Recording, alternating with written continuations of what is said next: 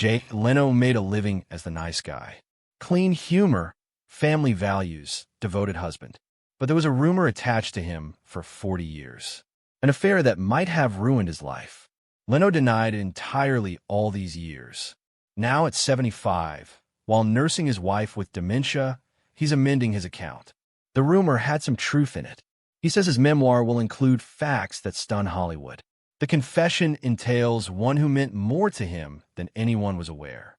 America's favorite host carried a secret that was priceless.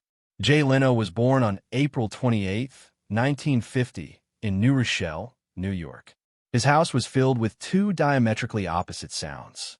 His mother, Catherine, was Scottish by origin and sang lullabies with a heavy accent. His father, Angelo, was an insurance salesman and was always speaking rapidly, attempting to make sales. Catherine had arrived in America single at the age of 11. She didn't speak English when she arrived, but she had vowed that her children would learn to work. Angelo once drove 3 states in one day just to meet his quota. Their home, at night, was filled with songs and stories.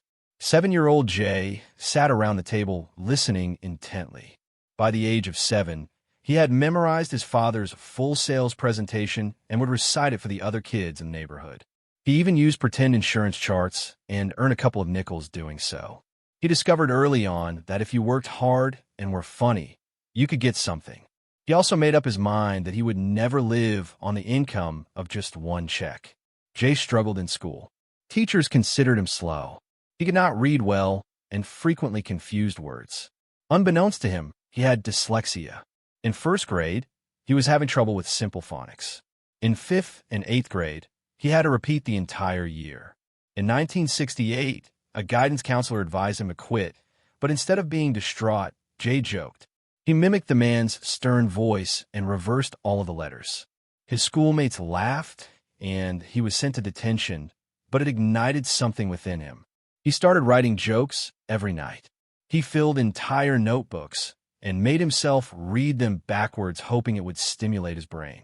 By 17, he snuck into the school broadcast booth and recorded a phony weather forecast, alerting listeners to teacher firings. He was suspended for 3 days. The prank, however, became school lore, and Jay knew that even his reading disability could be used as a comedy tool. At age 14, Jay worked at Tony's Pizza in Andover, earning $125 an hour. He wasn't permitted to drive his dad's gleaming Buick, so he drove an old Dodge to make pizza deliveries. He had to have every delivery done within 20 minutes. So, he began phoning the customers ahead of time, acting as a frantic dad, and inquiring if Jay had gotten there yet. That way, they'd already be standing by the door. It wasted no time. Between the wheel and the road, he warmed up with punchlines in the rearview mirror. He marked each joke on a grease-stained clipboard. On a snowstorm night in February 1966, he arrived at a college party with 2 pizzas. He offered them in exchange for 5 minutes of stage time. He made anchovy jokes and snow chain jokes. "Excuse me, may I have a key to the washroom?" "Yeah, here it is. It's on this big ring. And don't make an attempt to steal it." He received $22 in tips, his first paid gig doing comedy. Tony wasn't pleased and instructed him to leave the menu alone. Leno, the pelican-faced comic. But the experience lingered with Jay. Also in 1964, Jay competed in a talent show at the local YMCA. He attempted to emulate his idol, Rodney Dangerfield. He even applied cold cream on his face to resemble Rodney's sweaty appearance. But when a light shone on him, the cream gave him a clownish appearance. The audience believed that he was making fun of Rodney and began booing him. Jay panicked and scurried off stage, bumping into the microphone and shattering the sound system. He had taken $5 from his brother Patrick to get in, but now he owed it back. That evening, he repeatedly played the boos sound exactly 47 times. He vowed to keep doing so only if he could develop his own material. In 1969, Jay was accepted to Emerson College in Boston. They only took him in because the founder felt sorry for his dyslexia. He selected speech therapy as a major, but for the most part did not attend class. Each evening, he performed at a tiny open mic night at a strip mall coffee shop. On November 12, 1969, Another comedian stole one of Jay's jokes regarding a Scottish French teacher. Jay was so mad that he jumped up on a stage and fought the man in the parking lot. The audience began shouting, "Read him his vows." Campus police arrived, but didn't make an arrest. Jay chipped one of his front teeth in the fight, which gave him the chin-forward appearance that became a part of his persona later on. The school threatened to expel him, but Jay proposed starting an official comedy club instead. That club remains functional up to this day. On graduating in 1973, Jay traveled to Los Angeles with $350 and an old Chevy. He slept on the couch of another comedian, Timerson, and only performed at 2 a.m. for nothing. Mitzi Shore, owner of the Comedy Store, wasn't fond of his clean-cut act and banned him for 6 months. To make ends meet, Jay worked in pizza joints and even did stand-up comedy at a topless club within the Aladdin Casino for $40 a night.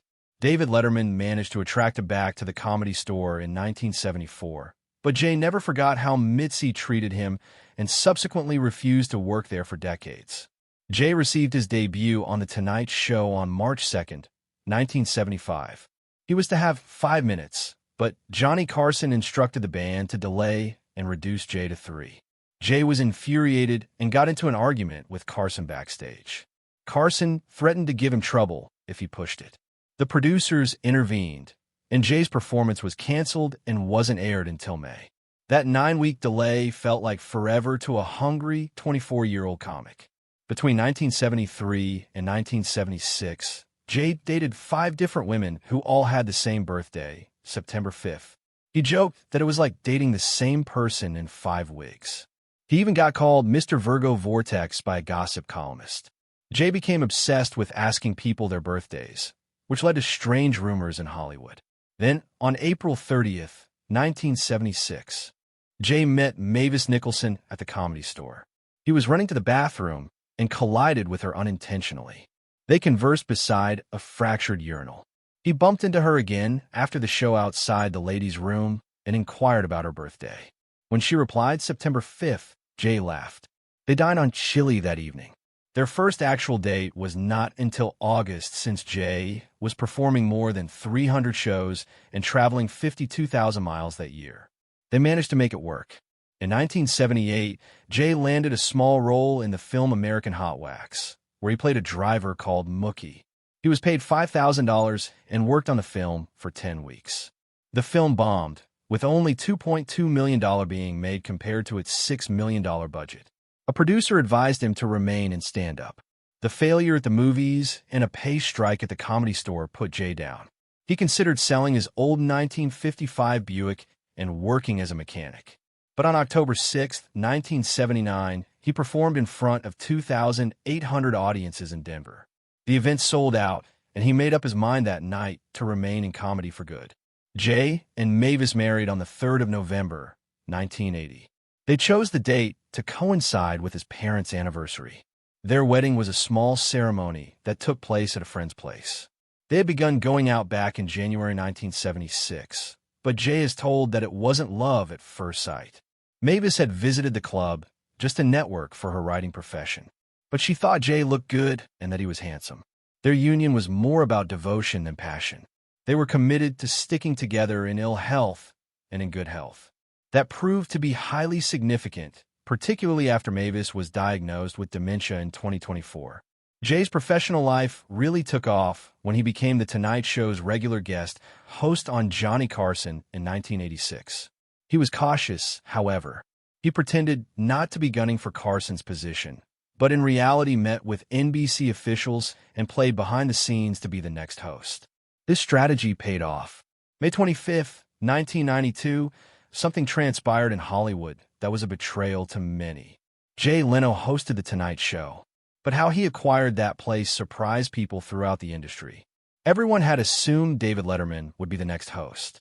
Even Johnny Carson, who had dominated late-night television for decades, wanted Letterman to host after him. Carson would even send Letterman monologue jokes during his last few years. But NBC went in a different direction. They awarded it to Leno, Carson's go-to guest host. Carson did not conceal his disappointment. He didn't say anything about Leno throughout his last episodes. Afterwards, He even appeared twice on Letterman's CBS show, something many perceived as an open sign. Letterman felt betrayed to his core. He quit NBC in June 1993 and began his own show on CBS. All that crossing was so acrimonious that insiders in the industry referred to it as a test of loyalty. Leno had to choose sides, and it seemed he turned against people who had assisted him. It provided him with a new image of someone prepared to do anything, even if it meant burning their bridges. Leno's hosting debut did not take off. His first episode was broadcast on May 25, 1992, and it was disastrous. Most celebrities who adored Johnny Carson did not even bother to turn up. Leno was left calling agents, almost begging them to send guests. Ratings were terrible. NBC panicked, and behind the scenes, things were worse. Leno's longtime manager, Helen Kushnick, had started secretly blacklisting stars who went on other shows like Arsenio Hall. This made enemies fast. Just 4 months later, on September 20th, 1992, NBC showed up at Lowe's house.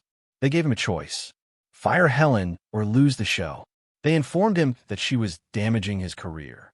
That early fiasco almost ended it all before it truly got started. In 1993, Jay Leno took a new route